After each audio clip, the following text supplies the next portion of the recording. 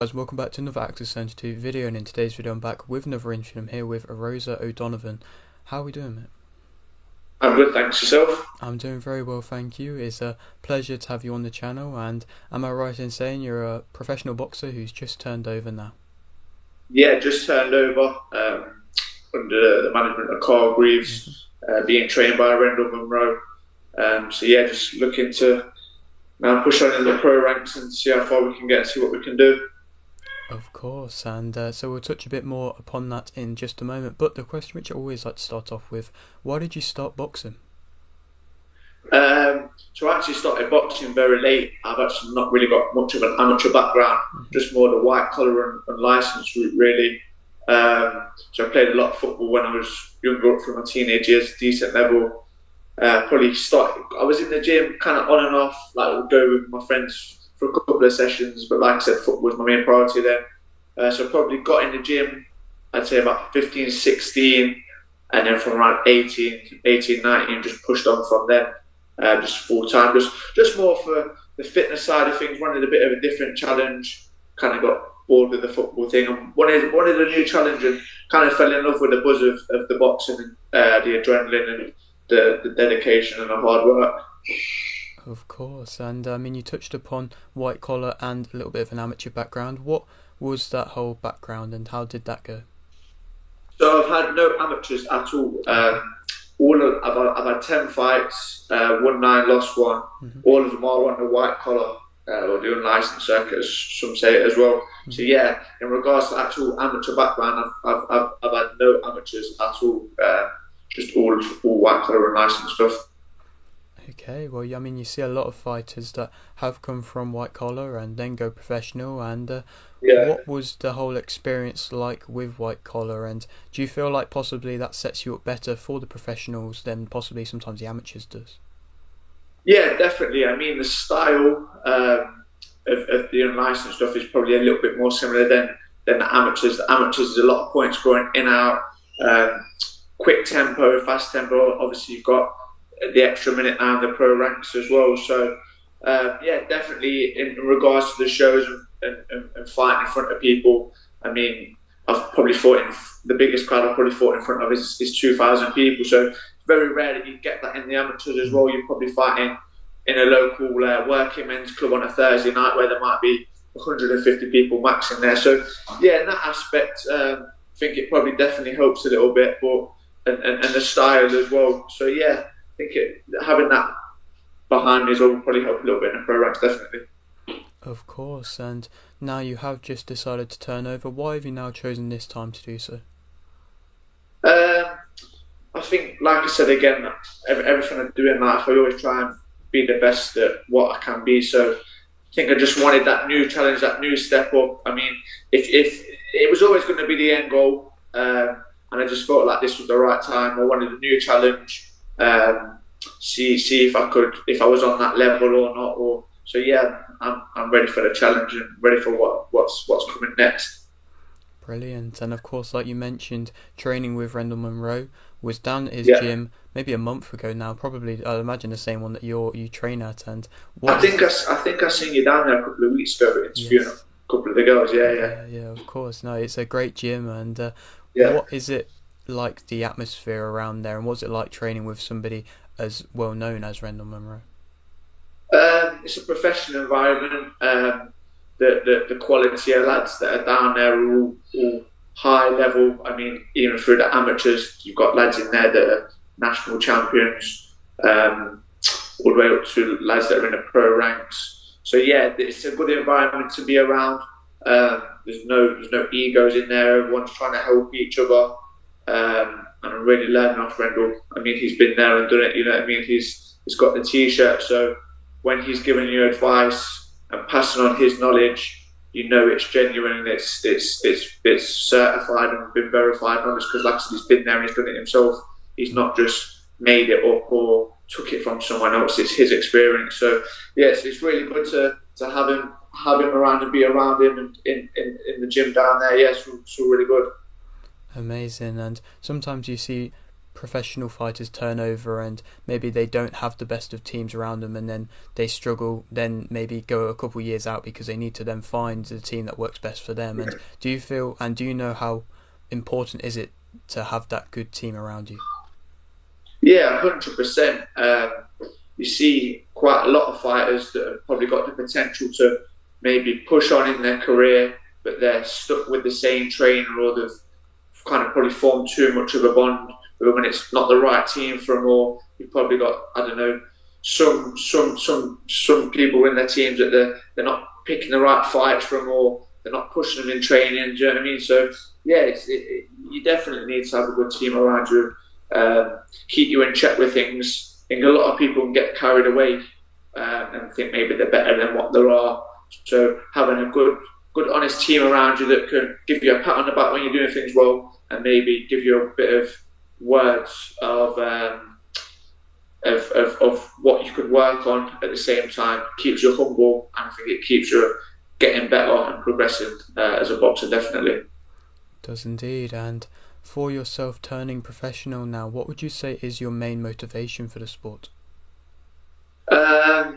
So the love of it. I mean, I've got a young daughter, got kids, got another little girl on the way. So now it's like to push on, see how far I can get with it. Like I said, when I started boxing, even though it was just on the white collar circuit, the end goal was to always try and push on and get into the pro ranks and really test myself and see how far I can go with it. So yeah, that's kind of my main motivation and dedication, is to push on and probably prove a couple of people wrong, because you do get a lot of people that say, oh yeah, they've not had this amateur background, they've only done this white collar, but there's a lot of very decent lads coming from the white collar scene now. I mean, look at Fabio Wardley, he's a prime example. And you see a lot of these amateur lads that have got national titles, won this, won that, but when they go to the pro ranks, it's a complete different style and ball game, and they don't probably do as well as what they're meant to, you know what I mean? So yeah, that's a bit of my motivation, is to prove some people wrong and really push on as well with it. Brilliant. And I mean, like you mentioned, you're working with Carl Greaves for this show that you're going to be on, and it's a very good show. It's a stacked card, and it's one which I've been to all the Athena ones so far. They always kind of give off not even a small hall vibe, they give off their own kind of big stage vibe. And how excited are you to be fighting on quite a big show? Yeah, very excited. I mean, there's a lot of local Leicester talent on there, which I know a lot of. Some big fights on there, especially the main event. I know both the lads very well as well. So yeah, it's nice to be on a big card for the debut. It just probably sets the tone a little bit better and creates a bit more of a buzz and a bit more of a vibe for me. So yeah, I'm looking forward to it massively. Of course, and I mean, like you said, a lot of good Leicester talent on there. And do you feel like, as of recent, Leicester maybe being under the radar as a place in a region that's known for boxing talent? Yeah, possibly. Possibly. I definitely think they're starting to make some noise and starting to put their stamp on the map now. Some very good boxers coming out of Leicester, and like I say, it's a stacked card full of all full of Leicester on there. So yeah, definitely think the city's on the rise, and there's some good talent coming through, even through on the amateur scene as well. Some very good kids coming through on the amateur scene. So Leicester's definitely on the rise in terms of boxing, 100%. Brilliant. And how much notice did you get that you're going to be fighting on this card? So went for my licence around April time. So it's been a bit of a long process, really, especially with not had the amateur background. So to come and watch me train, I had a training assessment. Was more than happy with how I demonstrated and presented myself. In fact, I was quite shocked that didn't have no amateurs actually from when we were speaking. So so yeah, it was in the pipeline. When Carl texted me to say that he was doing a show and this was the card, he says, I want you on that one. So there's been a couple of loopholes we've had to jump through in terms of medical and stuff like that. So I think really we've had about a good solid, I've known for probably about the past 6 weeks, I think. Mm-hmm. So yeah, I've had a good 8 to 10 weeks of knowing I've had to keep it hush hush for the time being, just whilst there's a couple of things going on with the medicals. But yeah, it's out there now. I've been out there for the past 2 weeks that I'm fighting on it. So yeah, it's good. It's giving me that push and motivation again to keep cracking on, because it's hard when you're training, especially when you're putting in. Sometimes you're training 2-3 times a day. You know, you're dieting hard. You have to give a lot to this sport. You know, it's a lot of dedication. It's not as easy as just turning up on the night and fighting. You're doing your strength and conditioning. You've got your sparring. You've got hard sparring. You're trying to keep up with your road work. You know, getting your mobility sessions in. So yeah, it's tough, but it's good. It's worth it. Indeed, and for yourself as a fighter, and for the fans coming to watch you, what would you say makes yourself interesting as a fighter?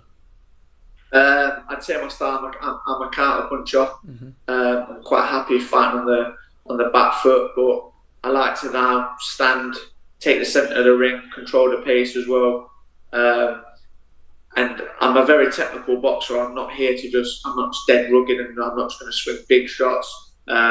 Everything I throw is very technical. So yeah, I'm probably your classical boxer. You know, very technical, very sharp, nice and neat as well. Yeah, but don't get me wrong. I can stand and I can mix it up, and we can have a little war as well if you're happy to do that.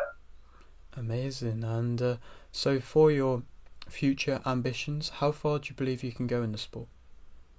I said to Rendall, so sometimes you've got to be humble with things, but if I got to say Midland British title, to me that would be like a world title for me. I mean, you never say never. The goal is always to push on and win that world title. But at the minute, I definitely remain humble and push on for certainly at least a Midlands title, and then try and push on for British title, 100%. Good to hear. And is there any fighters, of course, other than Rendall, that maybe you look towards stylistic wise, or even as an inspiration when you were coming up? Like a couple of old school fighters like Joe Colzager. I think he's a brilliant boxer.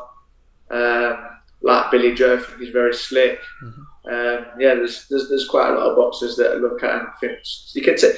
I think it's always good to take something from that style or something from them, bring it together and make it your own kind of thing. You know what I mean? It's nice to take something from him, and then put your own little spin on it, rather than just focusing. Maybe you get a lot of people that would look at Mayweather and want that one style, or look at Lomachenko and want that one style. But I think it's nice to take one from him, one bit from him, and then mix it up and make create your own little style a little bit, definitely. Oh, indeed, I have to agree. And of course, last night we saw a big domestic fight. Of course, it's not really linking too much towards your career, but I just wanted to get your thoughts on it. Eubank Smith, Eubank fought well. What did you make of it?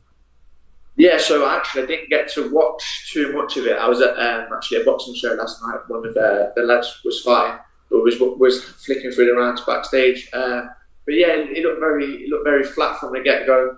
It didn't really throw too much. Eubank looked very sharp. But I think Smith will be back. You know, he's a good, tough fighting man. I think he'll get himself back in the gym. I think he's struggled a little bit with some injuries. I think his ankles look like they went early doors. Yeah. But yeah, fair play to Eubank. You know, he's gone in there and proved a lot of people wrong, because there was a lot of people saying that Liam Smith was going to do the business again. So fair play to him.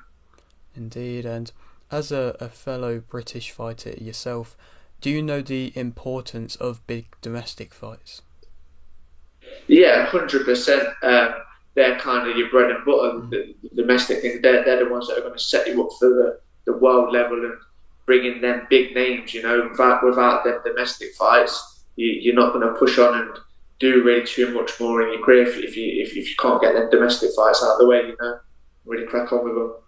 Indeed, and I'll leave with this final question, which I always like to ask. You've got a little bit of a platform here. Is there anything you'd like to shout out? Just like to shout out, obviously, Rendall Munroe, my coach, Carl Greaves, manager and promoter. Thank you for giving me the opportunity.